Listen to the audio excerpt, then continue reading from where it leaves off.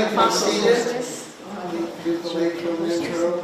Beverages, there's still food left, so feel free. Can you hear? And tonight, what we'd like to do is have a speech on Rhode Rocks, a snippet of geology, mineralogy, and paleontology of Rhode Island. First guest speaker is going to talk about geology. He's a neighbor of mine and a friend that goes way, way back from North Smithfield. He actually resides in London right now, but he's over here visiting. So he'll be speaking next to Nawrocki. And then we'll talk about mineralogy, Lou Fazzina.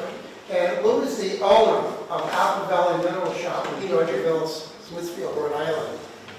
And Georgiaville is probably not on the map, but Smithfield is. So when you go to the shop, and I encourage you all to go, I know you're going to say you have half an hour, you're going to spend 4 hours, because you can't spend half an hour there.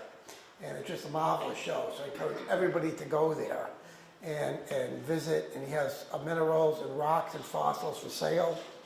He can also tell you about any kind of rocks that you find in your yard you want to know about. So he's an excellent speaker, really knowledgeable. And the paleontologist, who is the owner of Rhode Island Minerals Hunters. And Steve does a lot with shale and a lot in the state of Rhode Island and Massachusetts. Steve's back here. And Steve's expertise is I'm very shy.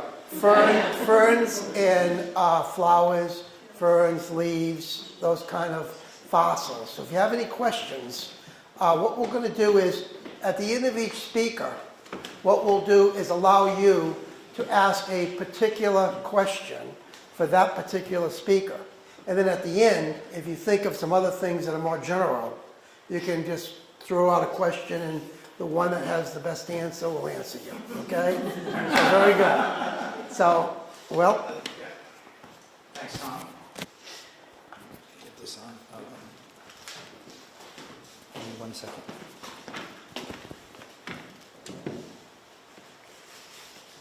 Okay. I thought the light went off. Sorry. You got me? Okay, excellent.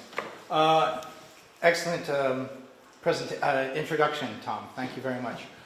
Yeah, so my name's Will, and this is my friend. Bruce Cullis and I grew up in the same town, North Smithfield, Rhode Island. Bruce is a member of the Nipmuc tribe.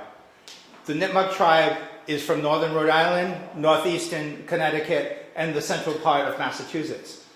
Bruce and I are very good friends. We work together on the river along with Steve and other people. And Bruce told me, he said, we northeastern Native Americans, believe that we live on top of Turtle Island, that our Earth is a turtle swimming in a large ocean. And in fact, because the Native Americans were isolated to North America, they really think that North America is one turtle. So Turtle Island is named for Earth, and or for the North America. And the indigenous people of northeastern woodlands, our area, call this Turtle Island. So, patting my turtle right here. How did they get it so right? I mean, they knew something long ago that we only discovered recently. If we take the Earth and we look at the different layers of the Earth, there's the inner core, which is solid, the outer core, which is kind of squishy, there's the mantle, which is liquid that has currents in it, and the crust on top. The crust is made up of tectonic plates, and the parts of the tectonic plates that are above water are called our continents. The mantle has currents going around it, just like the ocean has currents, except they're a hell of a lot slower. They're much slower, like 2 or 3 millimeters every year. But yet they're moving the continents in each direction. And so when they move the continents, when they move the tectonic plates, right, you get 2 events. One of the events is the plates moving apart, and you get the crust moving away, and you get an eruption. And that's forming a rift valley, and that's causing a lava flow. And the only place on Earth that you can see that isn't underwater is Iceland. and it's going through it right now. I've been to Iceland, and you can see the North American plate and the European plate, and they're pulling apart, and it stinks. I mean, because when it opens up like that, it's hydrogen sulfide, and it's the smell of rotten eggs. But the lava is absolutely beautiful. The other place is when two continents meet, and I'm going to call them turtles. When two turtles meet, they can do two things. One, they can rub against one another. That causes earthquakes, like in California, the San Andreas Fault. Or when they meet, they never just hit one another, and they don't go up both together. One goes up and one goes down, and that's called the subduction zone. Usually, an oceanic plate is much heavier than a continental plate. And so, these are the tectonic plates that cover the Earth. It's not the most accurate thing, but nonetheless, you can see that the land areas that are above are the continents that we know. But the areas that are hitting one another are where the action's happening. So, this is called the subduction zone. So the oceanic plate has a crust that's on top of the mantle, and they're all moving on to one another. The oceanic crust is thinner than the continental crust. So why does it go down? Because the column of water on top of the oceanic crust weighs so much that it goes underneath. If anyone's ever played American football, if you're on the fence, one guy goes high and one guy goes low. And it's usually the heavier person that goes low and the other person goes high. Same thing with continents. The lighter continent will go up and the heavier continent will go down. An interesting thing is that when that lighter continent goes under the heavier continent, it gets in contact with the mantle and it melts. And it melts and makes these big lava cavities that have to go somewhere.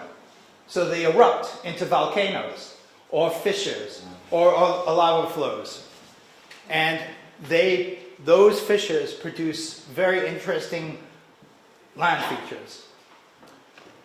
There's a copy out here, is a map of the bedrock of Rhode Island. I'm going to start at the beginning, I'm going to read it all the way through. No, I'm just kidding. You can stare at this for hours and days, and it's really interesting. I'm going to give you a more simplified version. And this is from the cover of the book, Roadside Geology of Connecticut and Rhode Island. And if you look here, this is called the Avalon Terrace, and this is the remnant of Gondwana. So, what does that mean? So Gondwana was when South America and Africa were all joined in one large continent, and they bumped into Laurasia, which is North America, South America. An interesting thing is if you look where Africa is, it's just where Massachusetts is. And how do we know that? If you go to the Harvard Peabody Museum, you will see trilobites that they found in Quincy, Braintree, and Weymouth that are exactly like the trilobites they find in Morocco. So these areas were attached at one time, or they bumped into one another. This is very simplified, and I'm only going to talk about the small area that's Rhode Island on the bottom, and I'll point over here. So when I told you that two continents, two turtles, bump into one another, and one goes down and one goes up. The last time it happened, it produced this thing called the Avalon terrain. The Avalon terrain was 500 million years ago, and that terrain was the junction between Laurasia, Gondwana and Laurasia. But before it hit, all that molten stuff came up and made a series of volcanoes. And that Avalon terrain goes right across the Atlantic to middle of England and parts of Scotland, to Denmark, and to one branch goes to Poland and one goes to Norway. And further up, let me go back. Yeah. So the simplest thing, and the simplest thing, going back to the Rhode Island is that the Avalon Terrace is this strip all the way there. And the fault line between the two, that's the collision point. If you look at the mineralogy and the geology of the Avalon Terrace, you are going to find igneous and metamorphic rock. And for the Eastern Bay area, it's all sedimentary rock, which divides our talk tonight. Let me go back and let me explain one more thing.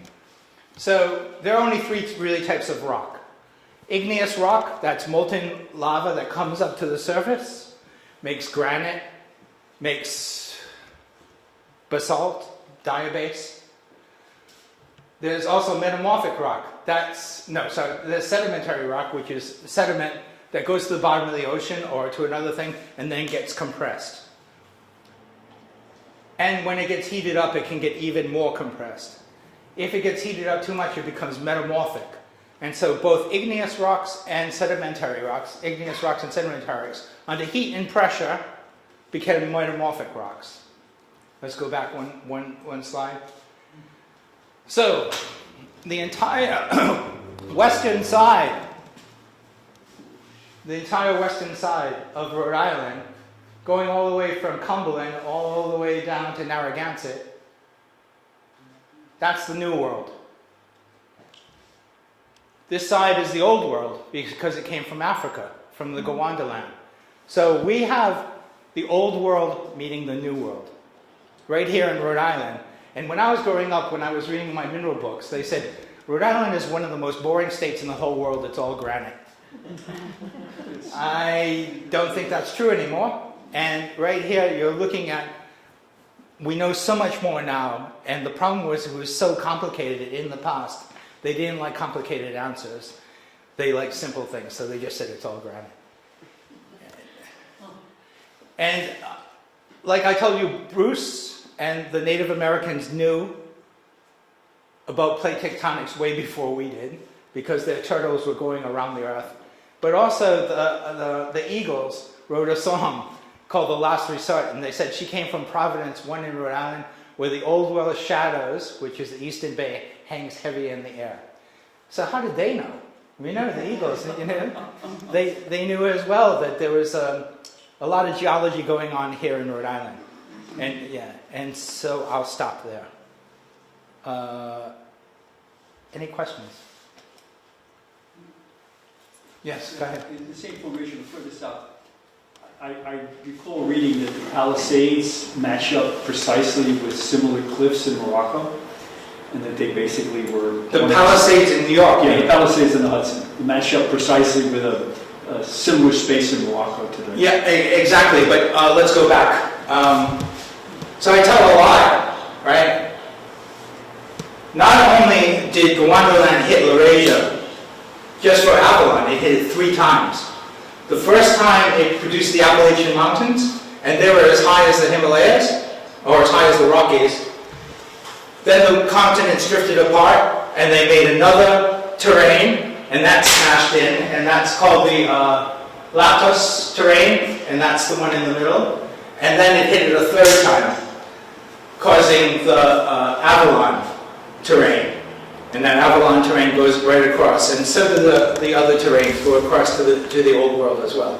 And then the continents split apart, and they caused the Rift Valley, and that rift then produced magma above sea level and produced Iceland.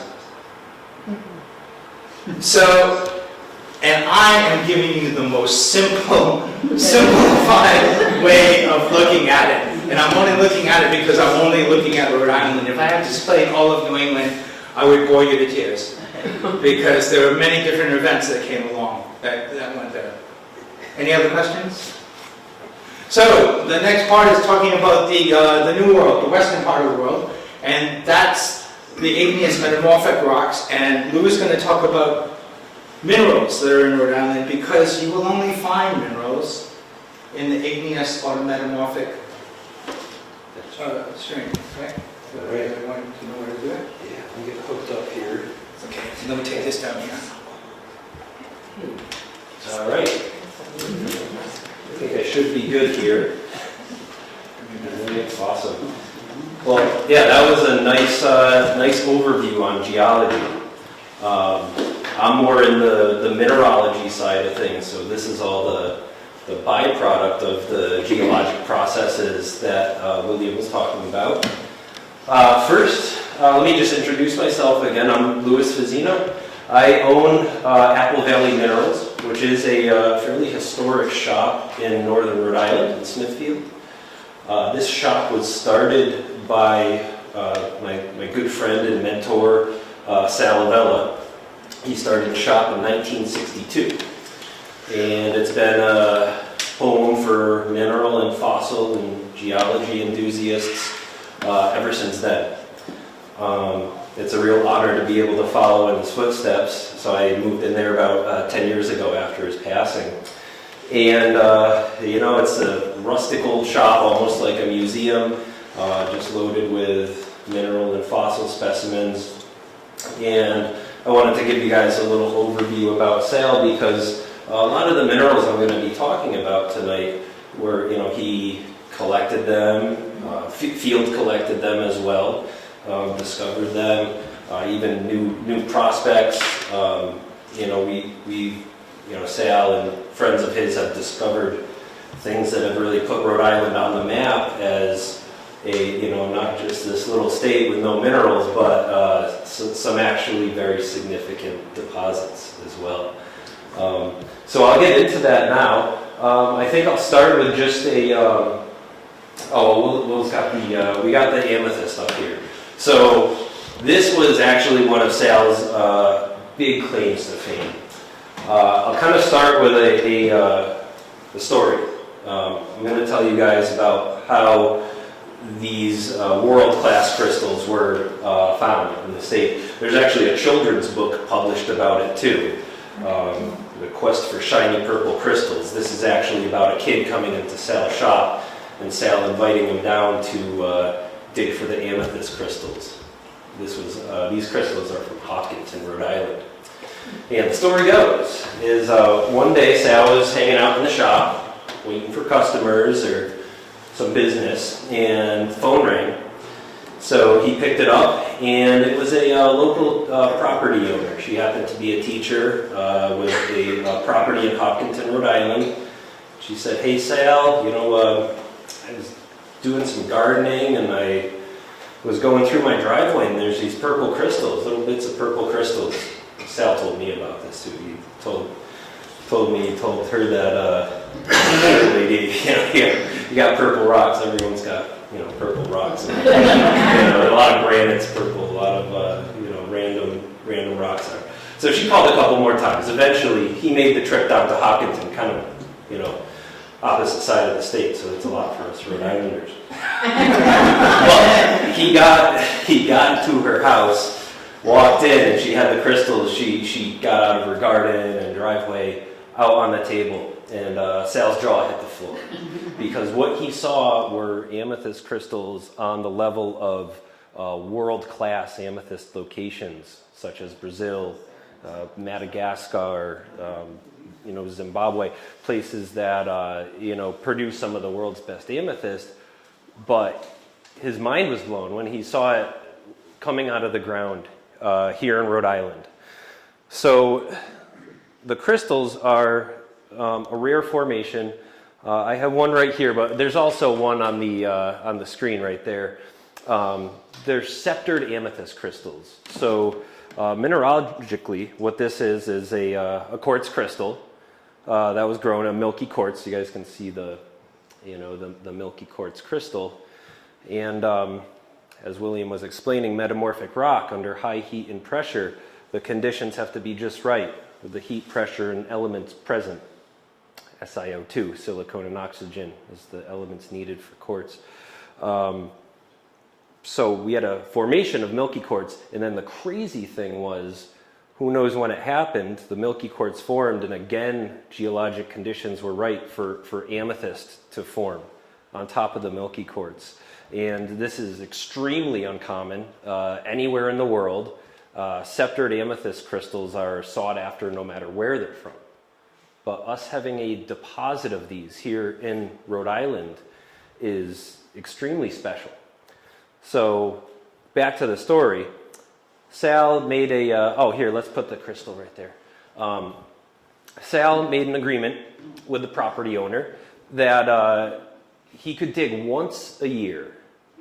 And it was in the late 80s when this happened.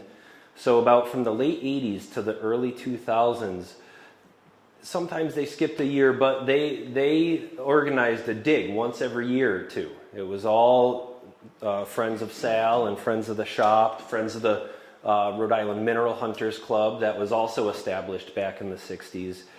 And they would do one dig a year. Some years they'd barely find anything. Some years they would have a whole tarp out on the yard that just had immaculate amethyst and milky quartz crystals. You have some other, they would form in clusters. I'll just hold these up. We can put them on the screen as well. They would form in clusters. They would form in single crystals. I have a couple other images. Here's another awesome one from my collection. This is a double terminated, which means termination is when a crystal comes to a natural point, finishes growing and comes to a point. So double terminated is when it does that on both ends, and you have a double scepter. So it produced all sorts of crazy mineralogically significant specimens as far as the quartz, amethyst, and the milky quartz goes. So that went on to be probably the most famous mineral find in the state of Rhode Island. These specimens are found in museums all over the world. Harvard Museum, a lot of our local museums have a sample. I believe Roger Williams does. Yale, DC Museum, a lot of the bigger U.S. museums have samples of this because it's very significant of a mineral deposit to be found in this state. What this deposit was is something called an alluvial deposit, and the definition of that is something that got pushed and broken up millions of years ago due to glacial movements and the movements of the earth and stuff. So we find these crystals. Sal was finding them when they were doing those annual digs in loose dirt. So what they would do is they would rent an excavator for the day, have somebody that runs it, and they would dig big holes in this poor lady's yard. Big holes. Actually, one of the years that they actually put a new septic tank in for her, in exchange for the rights to collect the specimens. They dug a new septic tank, and they found historic crystals. There's a set of 3 crystals that were found that were that big. They're called the 3 Kings. They were found right next to each other, maybe a couple feet down in the dirt. So this site is not able to be collected anymore. The property is private. The owners don't allow people to collect there anymore. That relationship kind of went away with Sal. And some people had taken advantage of it too. Some people brought these specimens to some of the biggest mineral shows in the world and sold them for insane amounts of money, and it didn't really compensate the property owners properly. So, that does happen with, big discoveries such as this. But that was a very significant discovery here in the state of Rhode Island. And, feel free. That was the, I should show this too. This is the cover of a international magazine, Rocks and Minerals. Rhode Island amethyst crystals from Hopkinton made the cover. So this is issue, let's see, what's this? This was published in '86.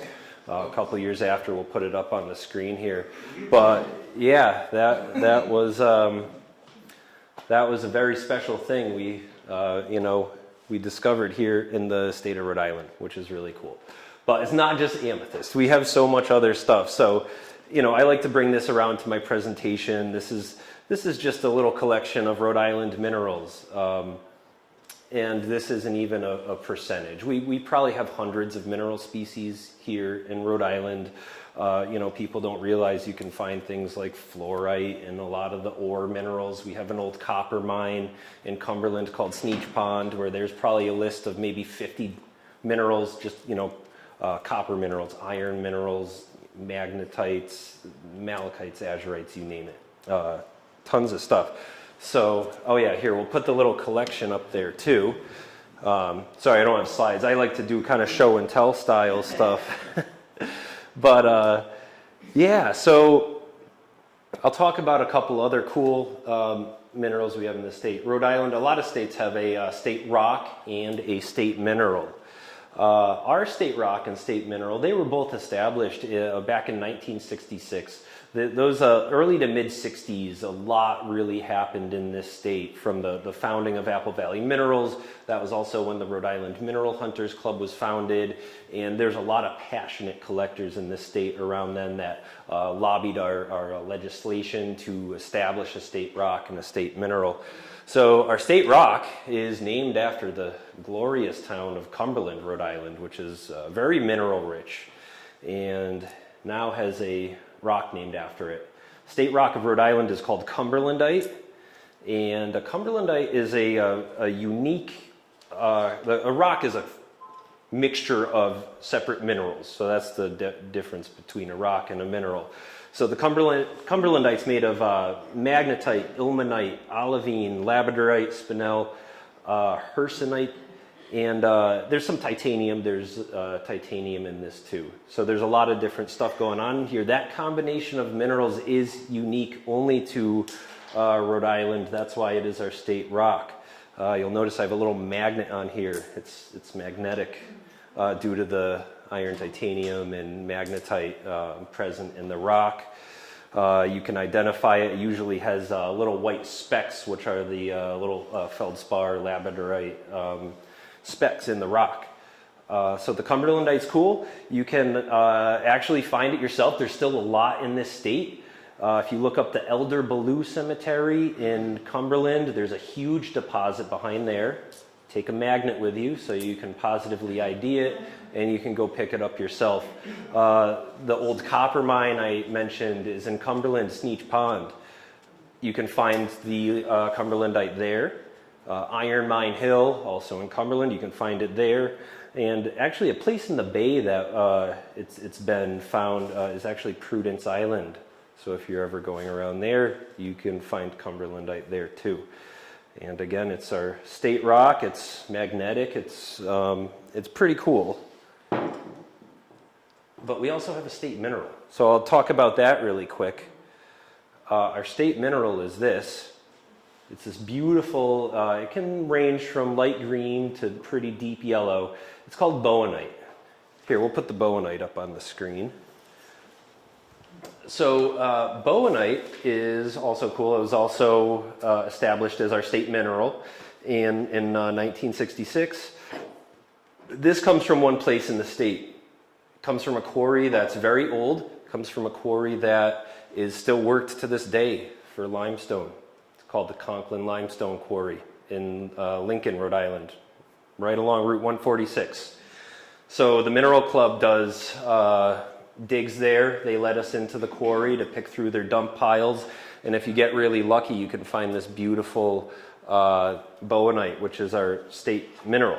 Bowenite's a variety of antigerite. Antigerite's the family it belongs to. It's like a serpentine species, if you've ever seen the green serpentine. So it's very similar to serpentine and jade in nature. Very sought after for people that are lapidarists. Lapidaries meaning they cut and polish minerals. This is something that gets way prettier in color when you work it and polish it. So that is our state mineral. So we have our state rock, our state mineral. We have a ton of other stuff here in this state besides the amethyst. You know, another cool thing, I'll go back to the amethyst. We have an amethyst deposit up north, up in Burrillville, Rhode Island, too. Here's Burrillville right here. Here's Hopkinton. You can tell the difference in color. Here, we'll put those. It's kind of poor lighting up at the PC here, but you can still tell. Yeah, you can tell on the screen that you know, the Burrillville stuff is nowhere near as well formed, nowhere as deep of color, and you know, it doesn't really have as much of those exotic formations. But We do have more than one amethyst site in the state. Burrillville is still worked sometimes. It's just not exactly public. It's a little bit of a gray area, so there's a little risk in going to collect there. But there's a number of deposits along Route 102 in Burrillville. There's some other cool stuff, maybe a little closer to home here. I have a beryl crystal. Beryl is the family that emeralds, aquamarines, heliodores, a lot of the really higher quality minerals belong to. This was discovered in the pegmatites along Bonnet Shores, Narragansett. So this one's a little close by. You know, we do have a lot of the coastal stuff is sedimentary, but there is some metamorphic and some minerals on the coast too. I've even heard myths of amethyst crystals being recovered from under the Mount Hope Bridge. But then you have these beryl crystals too. I've actually found beryl crystals up near my shop up in Smithfield. So, you know, really the whole state of Rhode Island is fairly mineral rich. The beryl crystals are really beautiful, six-sided formations. That one's not what we call gem quality or anything, but it's still a beautiful example of a geometric, you know, mineral formation. Here's a cool one too. This one is also from Cumberland. So we have a couple other great locations in Cumberland. The Diamond Hill State Park got its name from amazing quartz crystals being found there. That whole Diamond Hill State Park is basically a mountain of quartz, and you can find crystals there. Nearby that is Poker Hill, which is you know, also in Cumberland. But here's a cool specimen from Poker Hill. Let's put this here. This is just a beautiful. This is an example of a crystal on matrix, and that means you know, crystals growing on their host rock. So you know, that's a really cool piece from Poker Hill. That's right near Diamond Hill. So Cumberland probably is one of the most mineral-rich areas of the state. Great for prospecting. Great if you want to, you know, take kids out to try to find stuff. Diamond Hill State Park is very easy, very accessible. They did establish rules down there recently where they don't want you using big tools and digging holes and interrupting the state park. But surface collecting's okay. Go there. You can put some nice crystal quartz in your pocket. You know, it's nice for the kids. So there's really a lot of cool stuff there. You know, some of the other things, I got a big chunk of pyrite out of Cranston. This probably came from one of the old coal mines. I go digging and prospecting myself. I was visiting an outskirting area of Providence where we were recovering amazing quality smoky quartz crystals. You know, so there's those.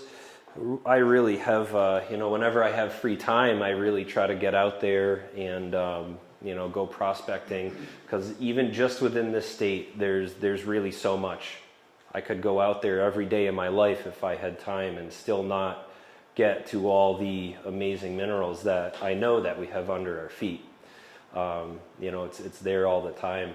I see it almost every time I go out. I can find stuff because I do have, you know, access through the shop to a lot of our old literature. We have books that have been put out since the 60s from people that were doing exactly what, you know, what we all do in the Mineral Club, and go out and go prospecting and mining. So that's pretty much everything I had to talk about. I covered the story of the Hopkinton amethyst, our state rock, cumberlandite, state mineral, bowenite, and a little bit of history of the shop.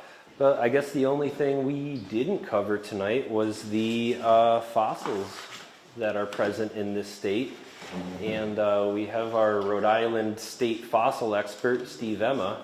Hello, but you have to take questions first. Oh, yeah. If anybody has any questions. I have a question. Yes. What takes the purple in the amethyst? So the purple is due to mineral impurities. For example, like trace amounts of Fe, which is iron. That would shift the quartz crystals to purple. So there's probably like a little swath of iron element in there when that second So when metamorphic it was- phase when it was happened. liquid, it would be mixed with the iron? Yeah, yeah, there was a existing deposit, and then, you know, something kind of came in and crystals reformed on top of the existing crystals, and they were amethyst. You have another question? So, what is a mineral and what is a crystal? Oh, so a mineral and a crystal is actually almost one and the same. A good way to describe it, I'll go back to this Hopkinton crystal. This is a crystal. You guys know how if you find a beautiful chunk of quartz on the beach, it's just ocean tumbled. So it's a mineral, it's a quartz, but it's not a crystal because it's just a chunk. A crystal, you can think of a geometric formation. It's a pure and complete growth of a mineral. So a crystal is a perfect mineral formation, whereas a mineral but a non-crystal would just look like a chunk of rock, a chunk of quartz you pick up off the ground. So quartz is a good example for that because, you know, you find quartz rocks everywhere. It's one of the most abundant minerals on the earth. But quartz crystals are a little more rare because they need empty space to grow, so they would only grow in veins or pockets or cavities. So that's where you really find the crystals, and finding crystals is much more hard to come by in the world of minerals. Yes? When you talk about rocks, the first thing that comes to my mind are all the boulders that were left here by the glaciers. Exactly, yeah. Are these minerals brought down by the glacier, or are they been covered over by the glacier? Well, they do. The glaciers push huge boulders. They break up massive rock formations. A lot of the minerals I'm talking about are in those boulders. They're really, when you're out field collecting and prospecting, you look for these boulders, these glacially pushed boulders, and you look for empty space. You look for little veins or seams of quartz or places, there's indicators that I know to dig under a huge boulder because I can see a big quartz vein in it, and that means the crystals could have sheared off in the glacial push. So there's all sorts of indicators from those big glacial boulders on, should I bring some dynamite and blast this rock open? Should I go dig under this rock? Should I, get my hammer drill out, figure out ways to break open these boulders? A lot of the minerals were exactly in those massive boulder formations that were glacially pushed. So these crystals were formed really someplace else and were carried down this area. Yeah, and that's actually something that's fascinating to me. There's a lot of speculation about where the crystals formed originally. I've heard some speculation that this was a deposit in Canada and the glacial movements pushed them down from there. But I'm, actually not so sure about that. That's. So I'm just going to add, to go back to my presentation, in the Avalon terrain, you have these volcanoes. I'm convinced that in Cumberland, it was the middle of a volcano. And that you're looking at all these seams of all these minerals that are all around there. And they were a volcano in that Avalon terrain. And those then were tumbled by the glacier. Not just one, but 5 glaciers, right? Oh, yeah. Over the last 15 million years. Movements, yes. And so you can tell a glacial rock, a glacial till, because it's rounded. It's been round because it's been tumbled like crazy. But crystals will probably be inside any one of those because they're not going to be rounded, right? And so when you look at a good mineral, it's got square edges. It's not rounded.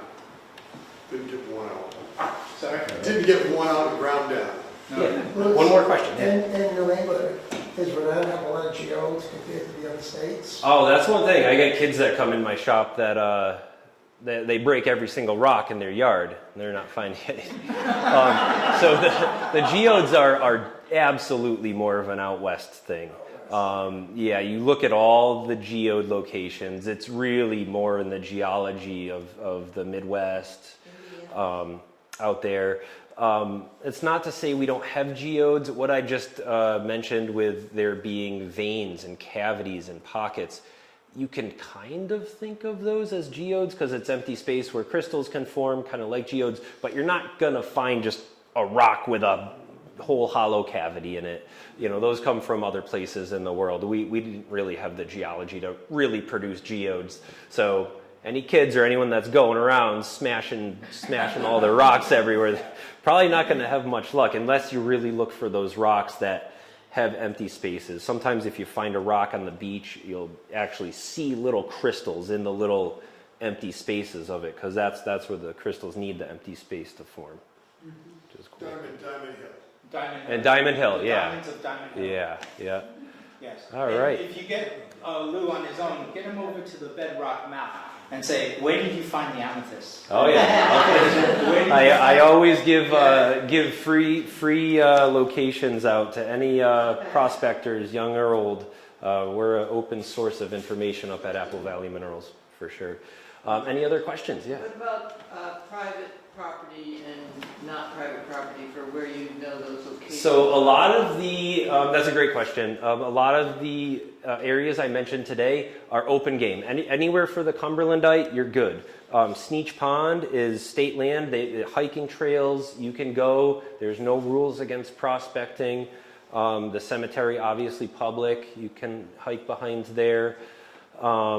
The one I mentioned tonight that you probably don't want to go to try to collect is the barrel from Bonnet Shores. That's all very expensive shoreline property. If you try to access that prospect, you're going to be trespassing through some big money properties, and that Unless might not be someone has good. property, Unless somebody in the lives on Bonnet audience, Shores, yeah. Between Bonnet Shores and Narragansett Town Beach, those are the cliffs. If anyone owns a big property in there, we'd like to know you. Hey, I always wanted to launch a kayak into the bay. If you're in the ocean in a kayak, you can.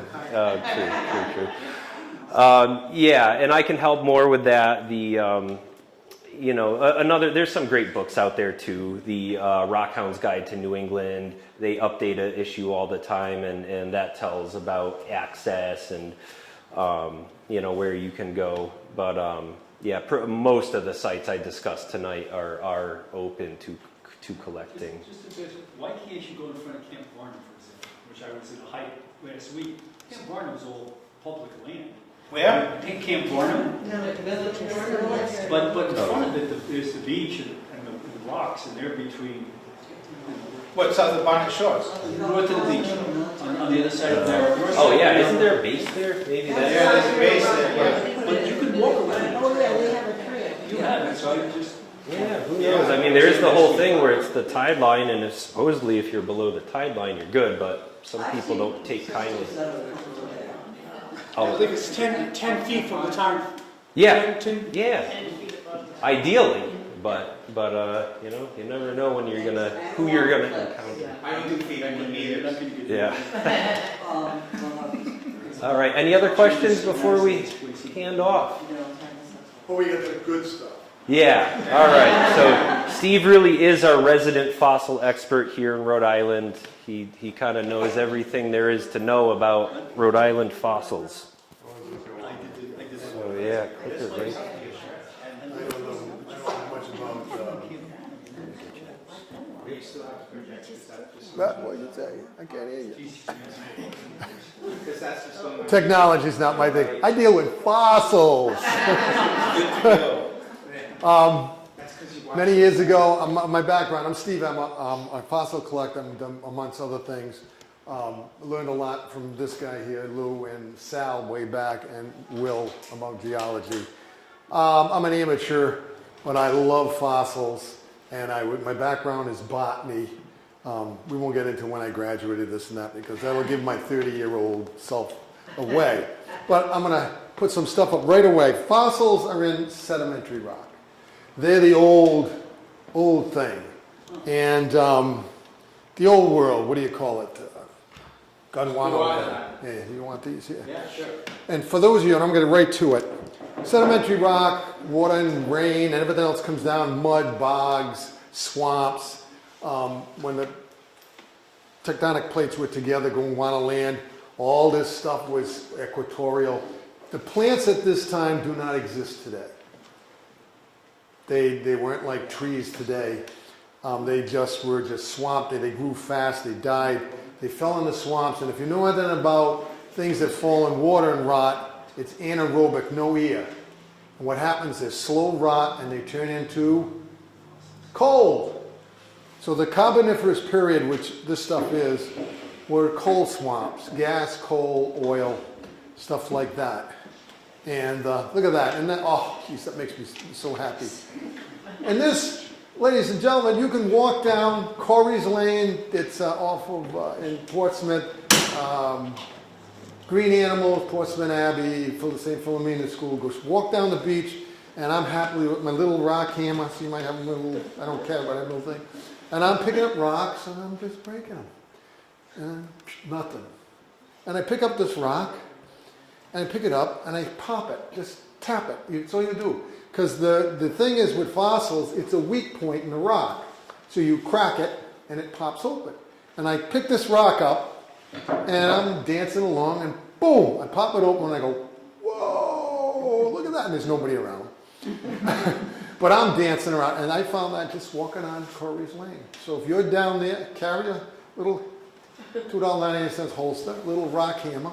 You see a little rock that's flat and black. The nice thing about fossils is you don't have to worry about what's it. It's going to be black. It's going to be dirty.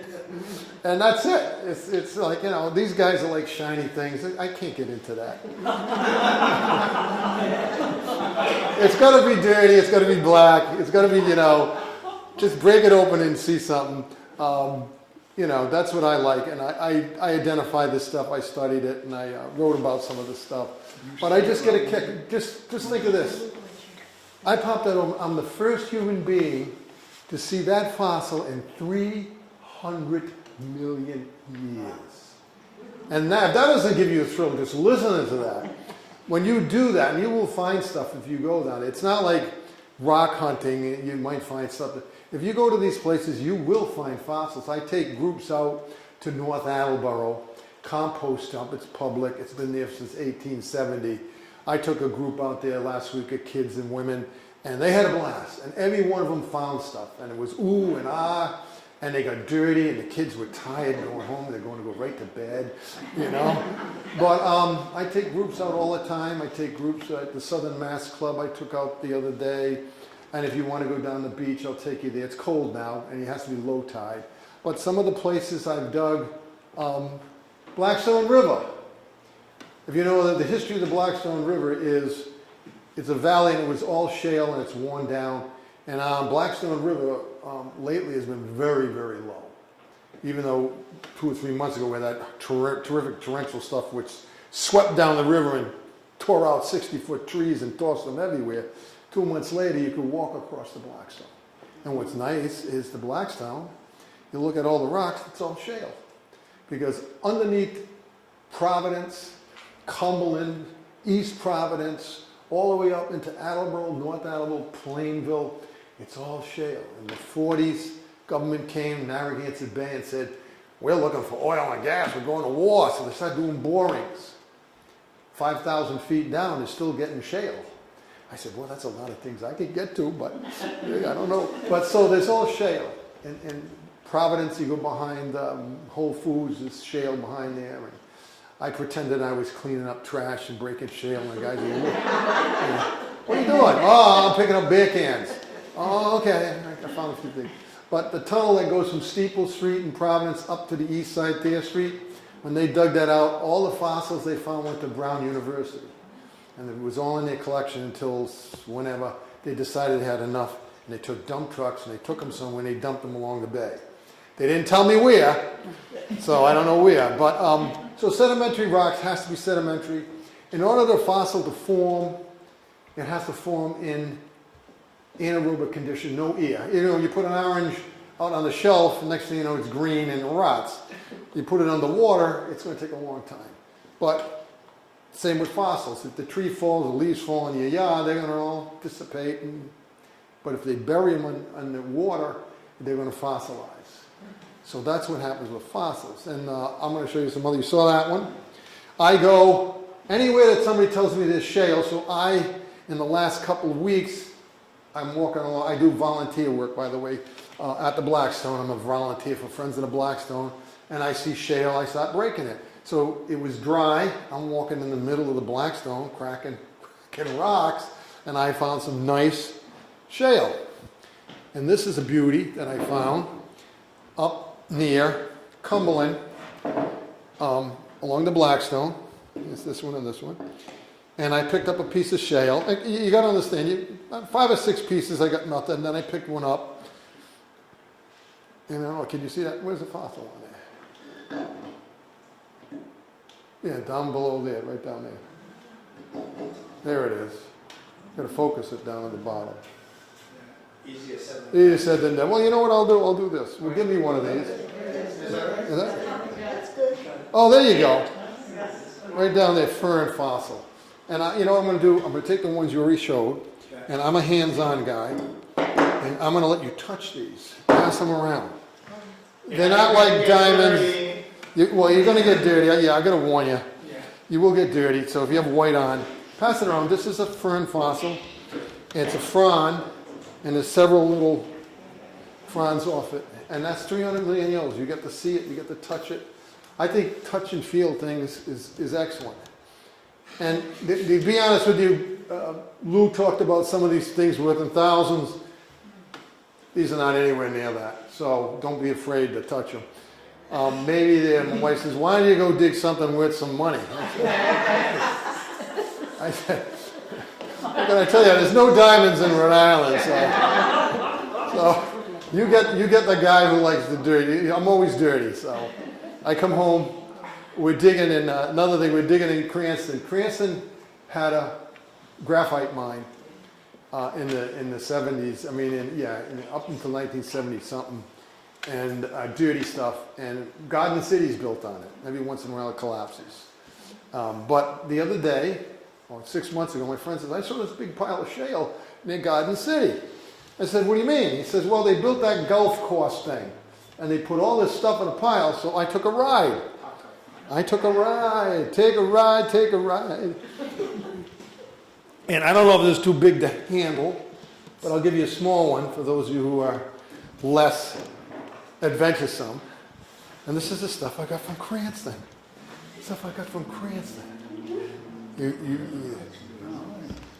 And I'll put some more stuff up for you. So I go every Sunday, and you can go there as long as it's still there. Let's see. Here's a nice one that you might be able to show, this nice fern. And I'm getting some beautiful ferns and other stuff from Cranston. And it's just in the parking lot. Nobody bothers you. It's going to be gone in a month or two. I can see they got the shovel or something to take it away. I don't know where they're taking it. If they do, it's going to be in my driveway, but I don't think my wife will be happy. Hey, honey, there's a dump truck out, son. There's a fern there. Little fern, but you get to see them if you pass them around. So if you like fossils, you don't need much. You need a hammer. I always wear glasses. Okay, it's dirty. Don't wear your Sunday best. I come back from Cranston one day, about 3 weeks ago. I didn't look in the mirror in my car what I look like. I'm climbing this pile. I'm breaking stuff with Will here. I get home. I come in the door. My wife says, oh, out in the backyard, she said, take your clothes off, get the hose. What? Then I looked in the mirror. I looked like I came out of a coal mine. So you will get dirty, but you'll be happy. I was one of those little boys, if I didn't get dirty, I wasn't happy. I'm still that way. But took my clothes off, washed it up, that was it. You guys are seeing this stuff? Can you see it? Pass it that way, did they see it? Everybody see it? Everybody's. I can do it again. Oh yeah, this is, I got to tell you, this is one of my favorite ones because this is one of the first things I found at Corey Lane. They said, go down to Corey Lane, break rocks. Great.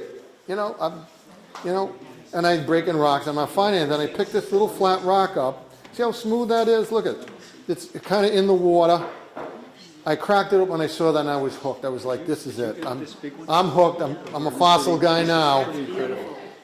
Careful. But it's a lot of fun. And I'm not going to, the geology of it is very simple. It's just water and mud and sedimentary floats down.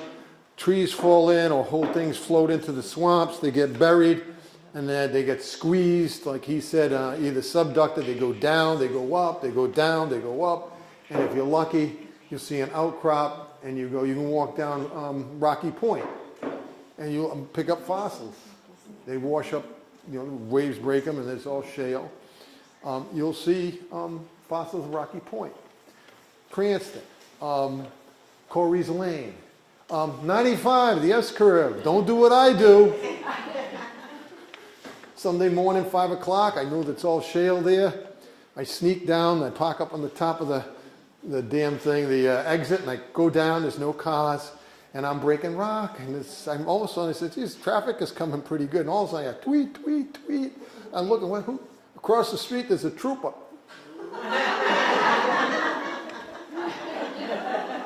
Okay, pack my rocks, and I did get some fossils from there. I didn't go back. I'm not going to press my luck on 95. But Pawtucket, there's a lot of the Blackstone. If it's dry, walk it, you'll find things. I found a lot of rocks in Cumberland. If people know Cumberland, the bike path goes from Providence all the way up to Worcester. And Cumberland had a coal mine behind the schools. And over in the Central Falls, Cumberland line, that's where I walked the Blackstone. It was all dry. So I'm out there breaking rocks. I saw it, and I went back with a hammer, and I found you saw some of the stuff. So very simply, wherever there's shale, wherever there's coal, you're going to find fossils. Go out to Pennsylvania. I walked the power lines one time with my buddy. Man, we took home a ton of beautiful fossils because it was all coal mines. But again, you're not going to have crystals. You're going to find dirty fossils. The only thing is, I'll tell you one little story before we run out of time. I've been collecting for about 15 years. I have several thousand specimens. I look at them, I've immersed myself in it, and I talk to people that knew fossils from all over the world. Met some people from Harvard and things who become friends, and they knew fossils, so I learned a lot. I don't know everything about fossils. I know the most people know about this area, but I'm still an amateur. I'm still learning. I love it. But I decided to put out a little book, which I have here, on fossils in North Attleboro. So it's over there if you're interested. It's only $1,000, but if I sign it, it comes down to $20.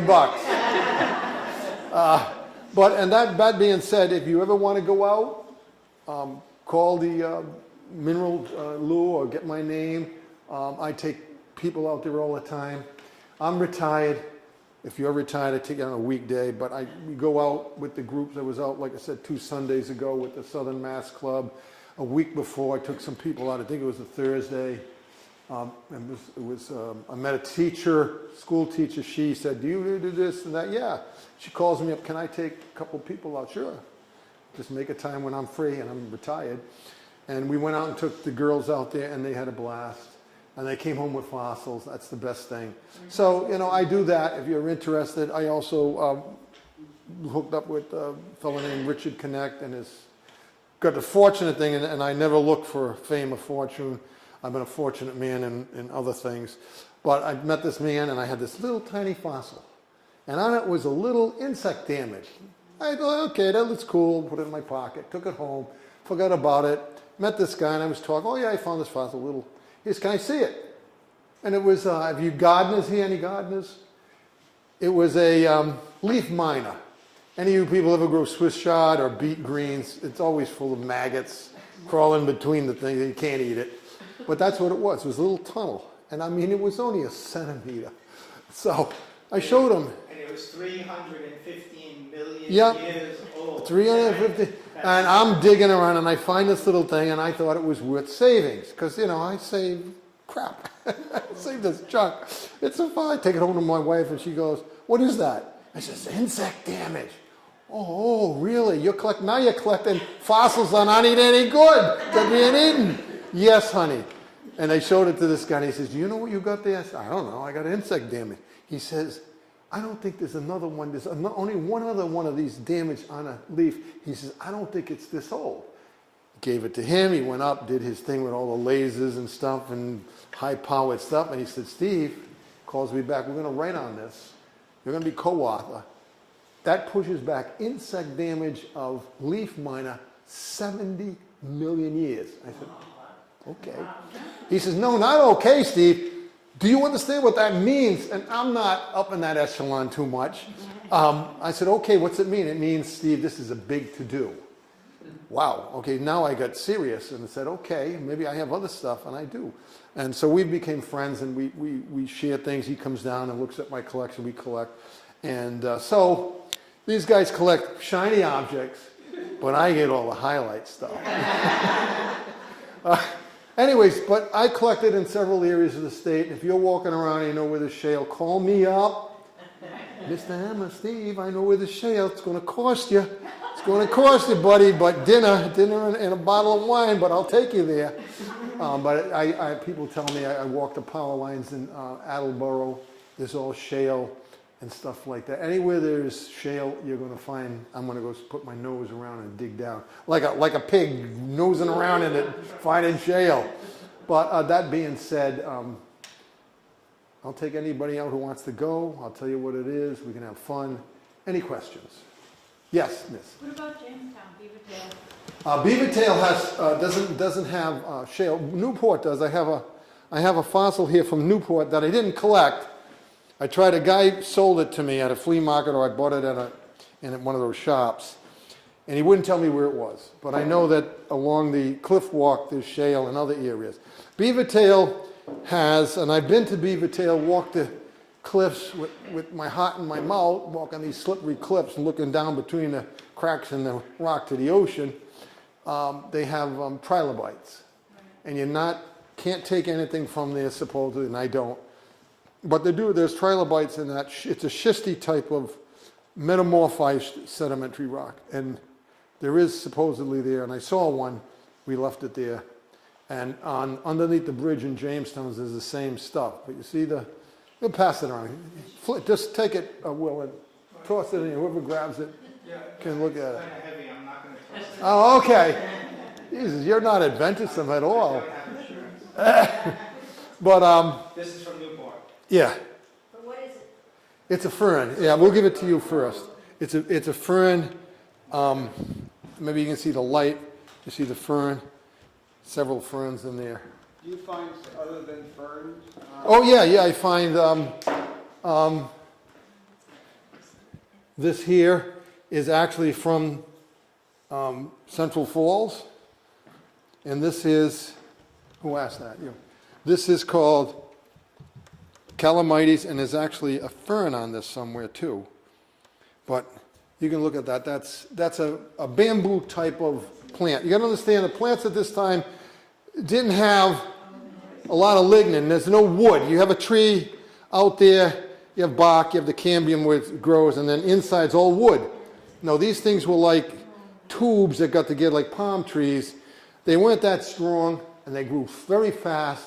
They bloomed once, they died, they fell in. That's why there's so much coal. They were like gigantic weeds, if you want to put it that way. I mean, some of these things were 100 feet. They grew very fast, and they all died out. There was ferns. There was seed ferns. There are no seed ferns. You find a fern with seeds, you're going to be something else. There's no seed ferns. There was big trees, lepidodendron trees. There were vines. There were small things, understory things growing.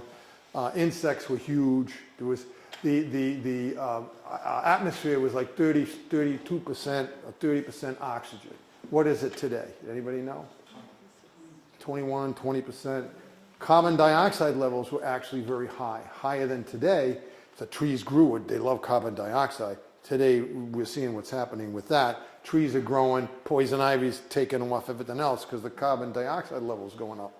But there was giant insects because oxygen levels were high. I've collected that stuff, but I don't want to get into that. I want to just deal with fossils. There's ferns, there's cordate trees, there's big leaves, there's other stuff, there's tons, there's thousands of genera and species. And I have hundreds and hundreds of example specimens of these species. I have boxes and boxes and boxes of stuff. I was going to ask, Yes. if they're in boxes, you don't have like a museum. My wife will kill me. If I put them out in the thing, she'll kill me. As it is, I come home, we have dinner, and look what I found. Oh, that's nice. Get it off the table. No, she's really a sweet. I've been married to my 50 years. She's sweet. She puts up with me. But no, mostly what I do is I work with different people, and if it's something worth, writing about, there are 2 articles out there, and I can, tell you what they are. And one of them's about the little insect thing, which was a big to-do in the science world. Which, okay, if you buy me ice cream, I'd probably be happier. But no, that's not true. But Anyone else have questions for yeah, Steve? yes. I have a combined question though. Sure. How did you use, or how does the scientists link up the fossils here with the fossils in Gowanus? Is that something that they do? Yes. Yeah.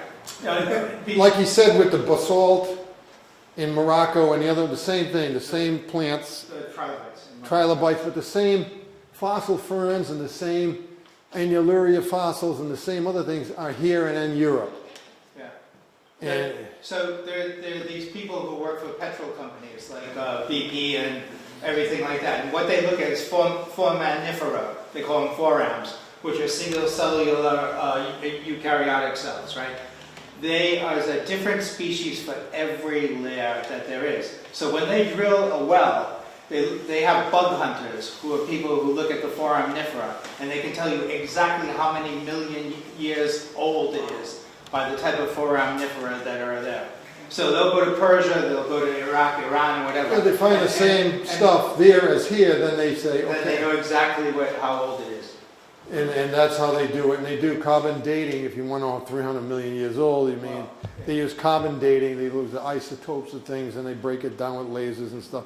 And they say, okay, this is this, this is that. And also is stratigraphy. You'll have this plant here, but you won't have this plant down there. And then you'll have this plant here with this plant. It tells you a sequence of ages. Okay, and they can do that by that. That'll take you a sequence of ages, and then they use radioisotopes to tell you the age of each one. So that's how they date these things. Okay, and then boom comes an asteroid or whatever hit, and goodbye to the Carboniferous period. Not one of those plants exists today. Gone. No more seed ferns, no more annullaria, no more lipodendron. You know what the only lipodendron is left? Princess pine. That's it, grows this tall. These things with this wide root, 100 feet tall. Anyways, another question. Say that again? All 3 forms of that princess pine? That's all, yeah, that's all that's left of the No, lipodendron. there are 3 forms, but I think there are different age forms. And during the Carboniferous period, there was different Yeah, there were trees. genera of trees called lipodendron, which are all gone except whatever Yeah. the only branch of it Yeah. evolved into that small little Christmas princess plum, which is, you shouldn't really pick, but that's all there's nothing left, except ferns and fossils. So now's the time for the questions for all 3 of us, if anyone wants, or I have one last thing to tell you. These 4 books are still available. The Rhode Island Geology for Non-Geologists, that's available from the Rhode Island Historical Society, and they're just up the road. It's only $8. The Roadside Geology of Connecticut and Rhode Island, you can get that from Barnes & Noble or online, and that's $28, I think. Minerals of Rhode Island, that's the brown one there. Can you lift that up? The one in the... No, This one? the next 4th one over. This one. That's green. Green. He can't use Oh, sorry, it's green. That's brown. Brown, I'm colorblind. That's Minerals of Rhode Island. That's from the Department of Geosciences at URI, just up the road. Just call them up. You can buy it. That's $8 too. The Bedrock of Rhode Island map, non-laminated, is only $8. Great gift to give to a kid for Christmas. The laminated version is $20, and you can get it right up the road. And Carboniferous Plants of Northern Attleboro. Who's that guy? Steve? I don't know. Steve has his book up here, and he's also selling them for unsolicited Steve price. also does tree paintings. the chair cane. Oh, yeah, I've been doing chair cane for 45 years. Not the same chair, but.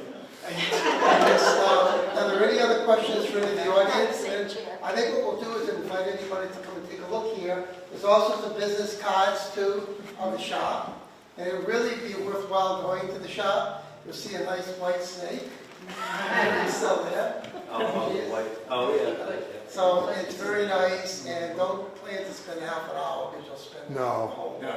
And you'll spend some money. You will, you will. And bring some kids with And you. there's some huge dinosaur fossil head skulls and Woolly other mammoth. things. Woolly woolly mammoth. mammoths, and It's very exciting. Not very many fossils. So Steve and I, unfortunately, are friends, and we went last Sunday to Cranston, and we got a lot of fossils. And if you want to take one home, many of them Oh, are yeah, fresh good. fossils. You're more than welcome to. They're all Yep, and if you want to know what they are, come to me, I'll tell you. Right. I think I want to take this off. You didn't have anything, Louis? You know what I like, Mike?